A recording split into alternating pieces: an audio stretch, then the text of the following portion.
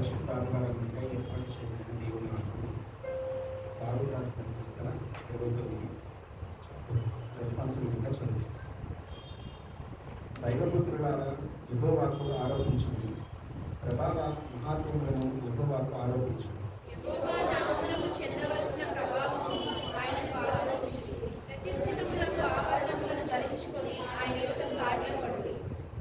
యెహోవా స్వరము జలముల మీద వినపడుచున్నది.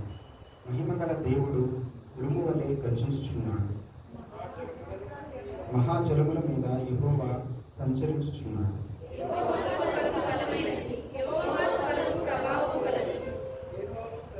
యెహోవా స్వరము దేవదారు వృక్షములను విరుచును. యెహోవా లెబానోను దేవదారు వృక్షములను ముక్కలుగా విరుచును.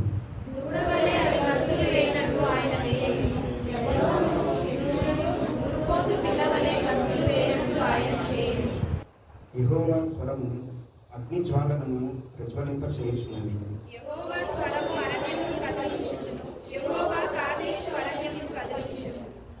స్వరము నేలను ఈనచేయును, అది ఆకులు రాల్చును. ఆయన ఆలయంలో ఉన్న వనియు ఆయనకే ప్రభావము అంచున్నది.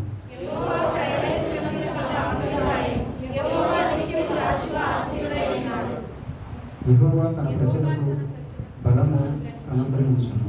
యెహోవా తన ప్రజలకు సమాధానం కలుగజేసి వారిని ఆశీర్వదించును. దేవుడు ఈ వాక్యము హృదయంలో భద్రపరచును. ఆమేన్.